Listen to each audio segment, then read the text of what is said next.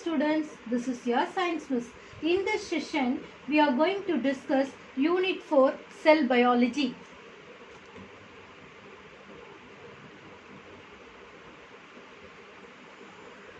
Here they have given an information. After taking a dinner, Sona had a stomach pain. Doctor examined and he said that because of food poisoning. This food poison, the reason for this food poisoning is a bacteria. So here they have given bacteria are the microorganisms that can see only under microscope and not seen through naked eyes. நம்மளால பாக்டீரியாவை என்ன பண்ண முடியாது, நேர்கண்ணில் பார்க்கவே முடியாது. அது microscopic ஆர்கானிசம்ங்கிறதுனால microscope வழியாக மட்டும்தான் பார்க்க முடியும். இந்த ஃபுட் பாய்சனிங் காரணமான அந்த பாக்டீரியாவுக்கு பேர் வந்து சாலம்னெல்லா ஸ்பீஷீஸ். அது வந்து ஃபுட் போர்ன் இன்ஃபெக்ஷன். ஸோ இந்த மாதிரி மைக்ரோ ஆர்கானிசம்ஸ்லேருந்து மேக்ரோ ஆர்கானிசம்ஸ் வரையும் ஃபுல்லாக நம்ம ஏர்த்தில் வந்து ஃபில் ஆகிருக்கு. ஸோ அவர் earth is a beautiful place where in different types of organisms happily coexist. So நம்மளுடைய ஏர்த்தில் வந்து மைன்யூட் மோசஸ்லேருந்து ஹியூஜ் கோனிஃபெரஸ் வரையும் இருக்குது. அதே மாதிரி இன்விசிபிள் பாக்டீரியாவிலேருந்து ஹியூஜ் ப்ளூ வேல் வரையும் இருக்குது. எல்லா ஆர்கானிசம்ஸ்னுடைய பேசிக் யூனிட்மே எதால் ஆனதுன்னு கேட்டிங்கன்னா செல்லால் ஆனது. So cell is a fundamental unit of life. So the basic functional unit of an organism is called a cell. So இதை பற்றி நீங்கள் தான் படிக்க போகிறோம் ஃபர்தராக. ஓகேங்களா?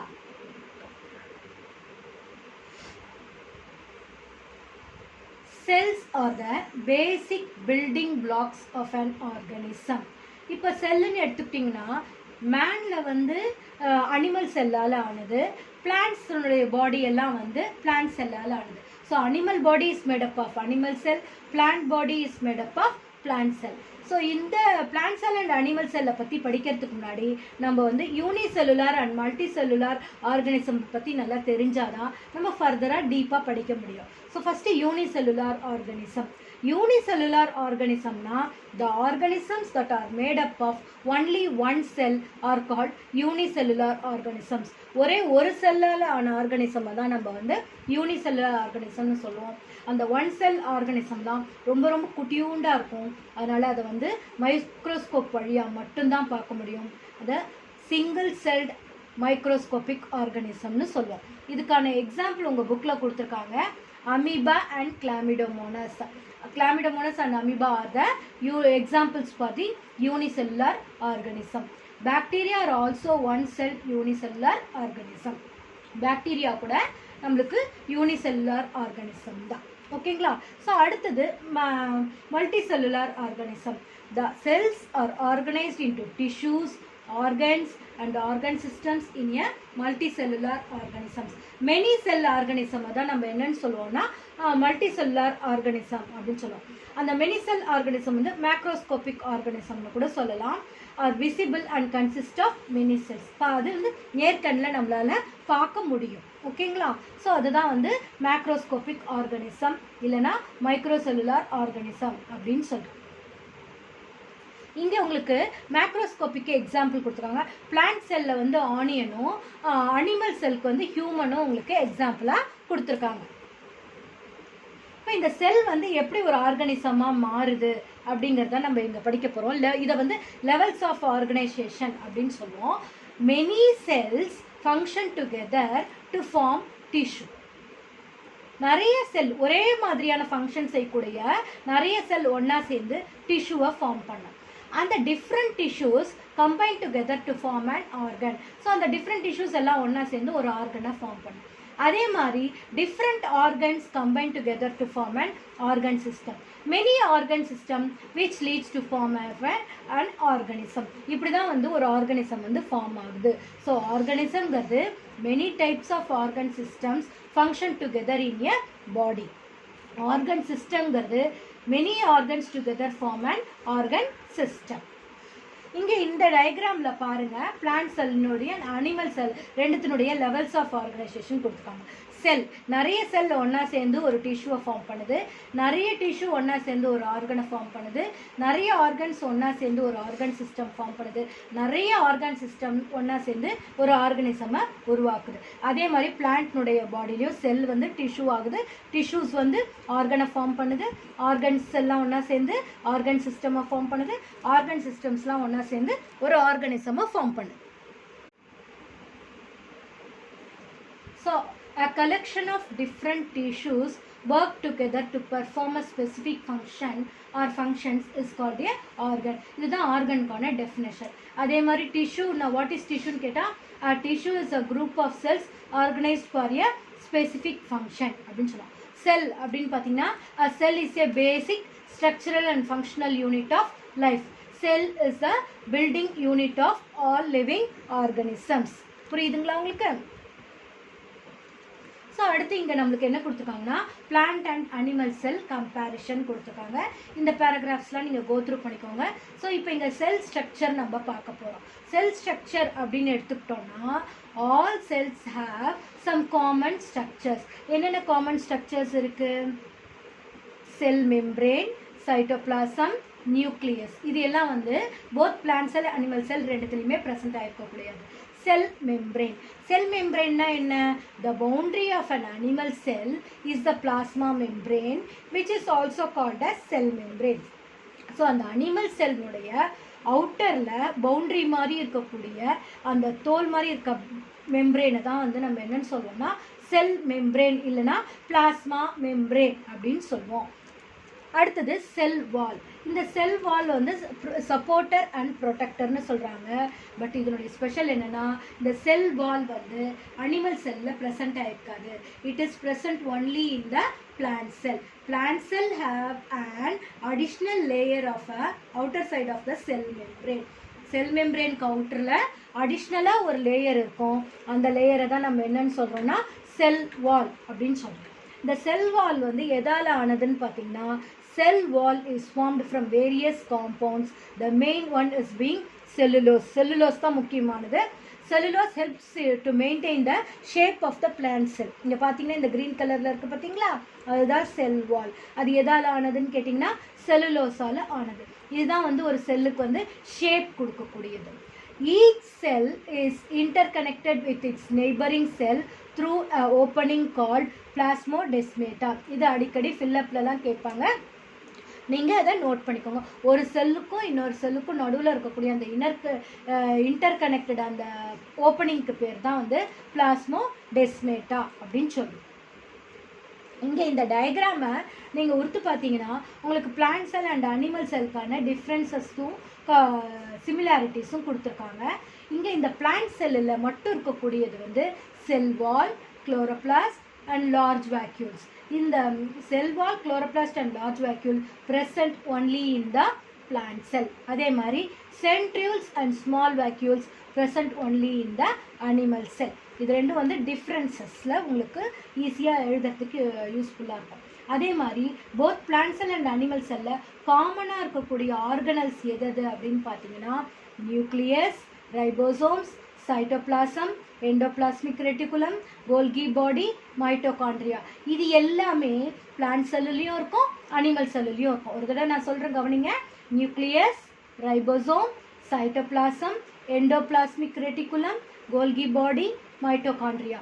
இது எல்லாமே வந்து நம்மளுக்கு both plant cell animal cell ரெண்டுத்துலேயுமே ப்ரெசண்ட் ஆகிருக்கும். ஓகேங்களா? இந்த இன்ஃபோ பிட்ஸ் எல்லாம் நீங்கள் வந்து கோத்ரூ பண்ணிங்கன்னா உங்களுக்கு ரொம்ப யூஸ்ஃபுல்லாக இருக்கும். இங்கே உங்களுக்கு ஒரு ஆக்டிவிட்டி கொடுத்துருக்காங்க. பிளான்ட் செல்லுக்கும் அனிமல் செல்லுக்கும் உங்களோட டிஃப்ரென்ஸ் எழுத சொல்லியிருக்காங்க. நீங்கள் கண்டுபிடிங்க. உங்களுக்கு இதுக்குடைய ஆன்சர் வந்து இவாலுவேஷன் பார்ட்டில் கொடுக்குறேன். அடுத்தது நம்ம படிக்க போகிறது different types of cells. Epithelial cell, muscle cell, nerve cell, red blood cell. Epithelial செல்னுடைய ஸ்ட்ரக்சர் பார்த்தீங்களா? epithelial cells என்ன ஃபங்க்ஷன் பண்ணுதுன்னா they covers the surface of the body for protection. நம்மளுடைய பாடியினுடைய சர்ஃபேஸை ப்ரொடெக்ட் பண்ணுற வேலையை தான் வந்து இந்த epithelial cells வந்து நம்மளுக்கு பண்ணுது. அடுத்தது மசில் செல்ஸ். மசில் செல்ஸ்னு எடுத்துக்கிட்டிங்கன்னா நம்மளுடைய பாடியில் இருக்கக்கூடிய எல்லா மசில்ஸும் இந்த மசில் செல்ஸால் ஆனது. அது வந்து எதுக்கு ஹெல்ப் பண்ணணும்னா contraction and relaxation and allowing the sell for movement. நம்ம ஒரு இடத்துலேருந்து இன்னொரு இடத்துக்கு மூவ் பண்ணுறதுக்கு ஹெல்ப் பண்ணுறது இந்த மசில் செல்ஸ் தான் ஹெல்ப் பண்ணுது. அடுத்தது நர்வ் செல். நம்மளுடைய பாடியில் இருக்கக்கூடிய லாங்கஸ்ட் செல் எதுன்னு கேட்டிங்கன்னா நர்வ் செல் தான். இது வந்து specialised to carry and conduct messages. ஒரு இடத்துலேருந்து இன்னொரு இடத்துக்கு மெசேஜஸை கண்டக்ட் பண்ணுறது தான் வந்து இந்த நர்வ் செல்லுடைய வேலை. அடுத்தது ரெட் பிளட் செல்ஸ். இந்த ரெட் பிளட் செல்ஸ் வந்து என்ன பண்ணும், நம்மளுடைய பாடியில் ஆக்சிஜனை எல்லா பார்ட்ஸ் ஆஃப் த பாடிக்கும் எடுத்துகிட்டு போகும். அண்ட் எல்லா இடத்துல இருக்கக்கூடிய கார்பன் டை ஆக்சைடையும் கலெக்ட் பண்ணிட்டு வந்து வெளியில் அனுப்புகிற வேலையும் இந்த ரெட் பிளட் செல்ஸ் தான் செய்யுது.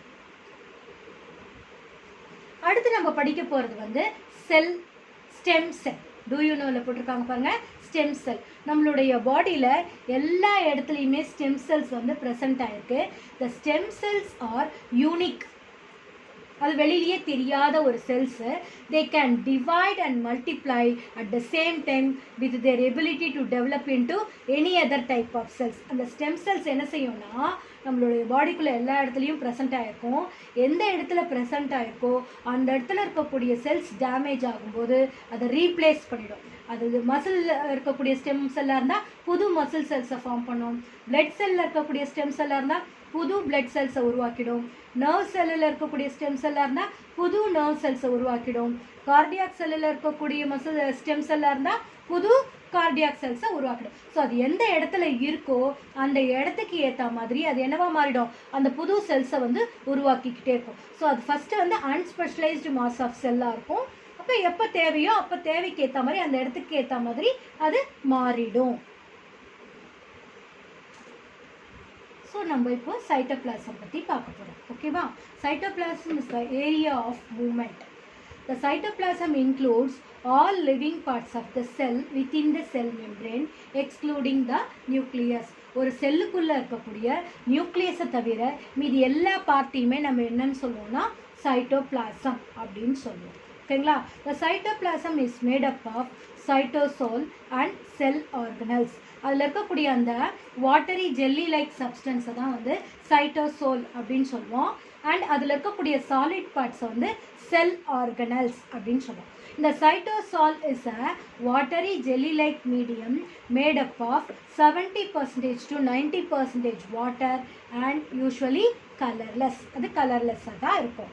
அதில் இருக்கக்கூடிய சாலிட் சப்ஸ்டன்சஸ் வந்து செல் ஆர்கனல்ஸ். என்னென்ன செல் ஆர்கனல்ஸ் எல்லாம் ப்ரெசென்ட்டாக இருக்குது?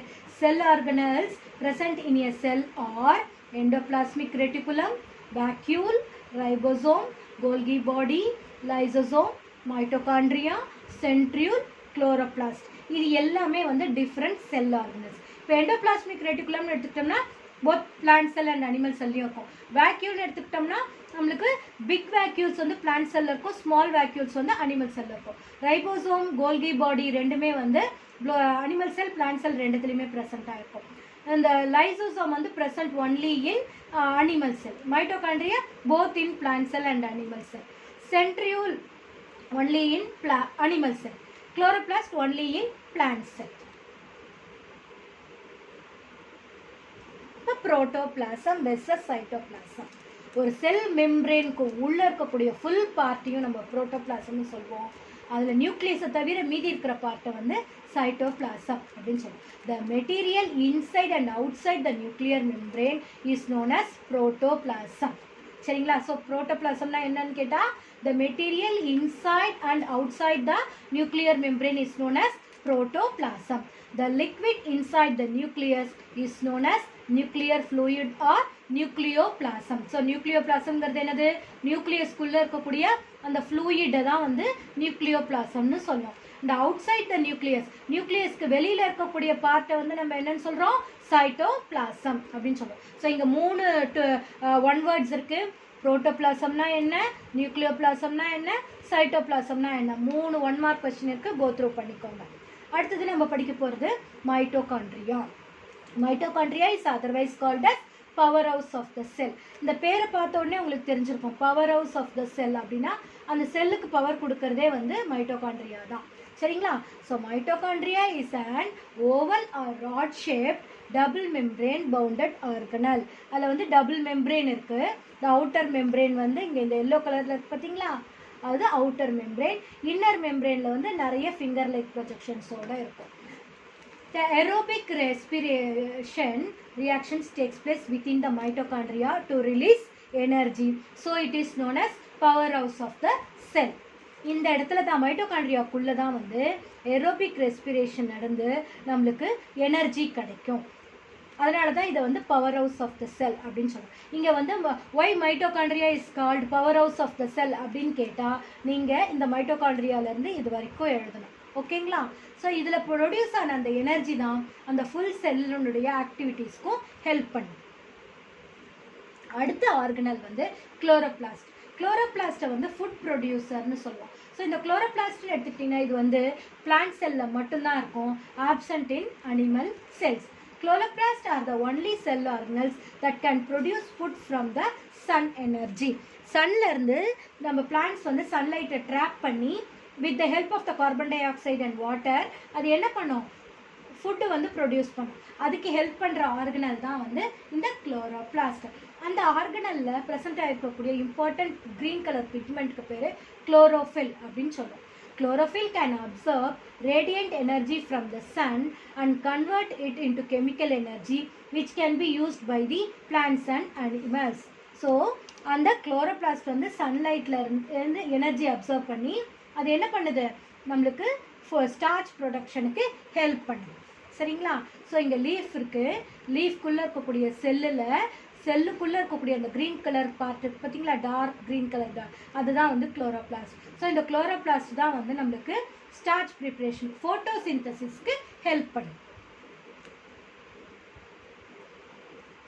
அடுத்த செல் ஆர்கனல் என்ன படிக்க போகிறீங்க அப்படின்னு பார்த்தீங்கன்னா கோல்கி காம்ப்ளெக்ஸ். இந்த கோல்கி காம்ப்ளெக்ஸ் வந்து present in both plant cell and animal cell. Membrane bounded sacs are stacked to top of the other which associated secretory vesicles are collectively known as Golgi complex. அது இதனுடைய முக்கியமான ஃபங்க்ஷன் வந்து secretion தான். Functions of the Golgi complex are the production of secretory substances, packaging and secretion. இதுதான் வந்து கோல்கி காம்ப்ளெக்ஸ்னுடைய function. இங்கே உங்களுக்கு கோல்கி காம்ப்ளெக்ஸ்னுடைய diagram கொடுத்துருக்காங்க, இதை நீங்கள் கோ த்ரூ பண்ணிக்கோங்க. இதுக்கு முன்னாடி நம்ம ஒரு சின்ன டூ யூ நோ பார்க்க போகிறோம். இங்கே நான் பிளான்ட் செல்லில் வந்து குளோரோபிளாஸ்ட் பற்றி சொன்னேன் இல்லையா. இந்த குளோரோபிளாஸ்ட் வந்து எப்பவுமே க்ரீன் கலர் பிக்மெண்ட் குளோரோஃபில் தான் இருக்கும்னு சொன்னேன். இந்த குளோரோஃபில் மெச்சூர் ஆனோடனே செடியில் இருக்கக்கூடிய எல்லா இலையுமே க்ரீன் கலரில் தான் இருக்கும். பார்த்துக்கிங்களா? அது க்ரீன் கலராக இருக்கிறதுக்கு காரணம் வந்து இந்த குளோரோஃபில் பிக்மெண்ட் தான். ஆனால் அதே நேரத்தில் அந்த செடியில் இருக்கக்கூடிய பூவு காயெல்லாம் வந்து கலர் கலராக இருக்கும் இல்லையா, அதுக்கு காரணம் வந்து chromoplast. Chromoplast impact color to flowers and fruits. So flowers and fruitsக்கு கலர் கொடுக்கக்கூடிய பிளாஸ்டிட் எதுன்னு கேட்டிங்கன்னா குரோமோபிளாஸ்ட். ஞாபகம் வச்சுக்கோங்க. சரிங்களா? So chloroplast changes to chromoplast. அதுதான் என்ன ஆகும், க்ரீன் கலரில் இருக்கிற பழம் வந்து கலராக மாறிடும்ல. ஸோ அதில் இருக்கிற குளோரோபிளாஸ்ட் வந்து குரோமோபிளாஸ்ட்டாக மாறிடுச்சு. அதே மாதிரி sugar is converted into starch is converted into sugar. அதையும் நாங்கள் சொல்லிக்கலாம். And another organelle வந்து lysosome. It is present only in the animal cell. அதை வந்து அதர் நேம் வந்து suicidal bag அப்படின்னு சொல்லுவோம். ஏன் it is called as suicidal bag? This lysosome are the main digestive compartment of the cell.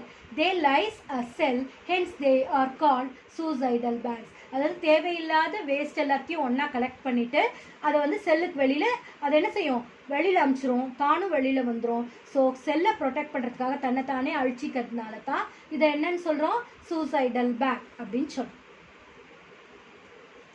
The next organelle இதுதான் வந்து suicidal லைசோசோம்க்கு diagrammatic representation.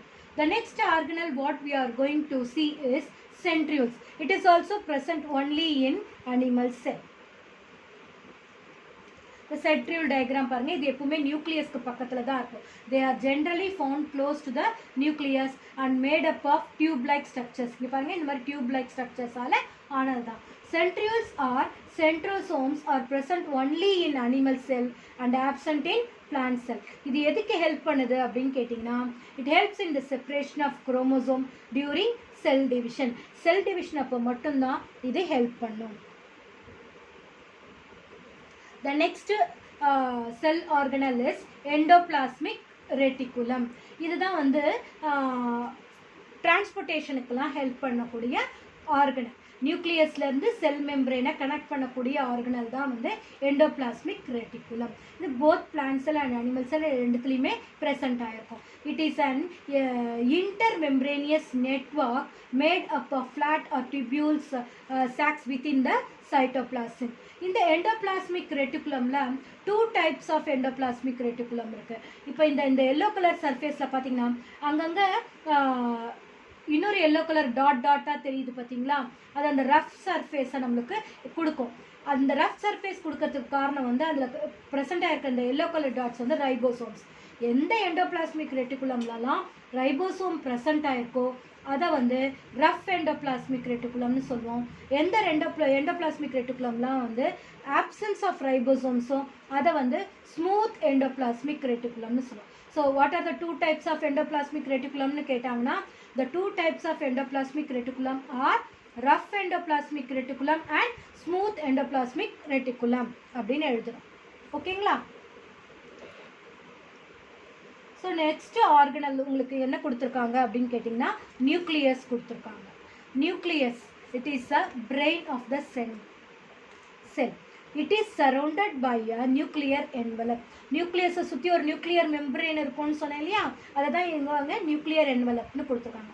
1 or 2 nucleolus and the chromatin body are present inside the nucleus. நியூக்ளியஸ்க்கு உள்ள 1 or 2 circular குட்டி circular bodies இருக்கும். அதை தான் நம்ம nucleolus அப்படின்னு சொல்லுவோம். அது இல்லாமல் நிறைய த்ரெட் லைக் ஸ்ட்ரக்சர்ஸ் ப்ரெசென்ட்டாக இருக்கும். அது குரோமாட்டின் ரெட்டிகுலம் இல்லைனா குரோமாட்டின் பாடி அப்படின்னு சொல்லுவோம்.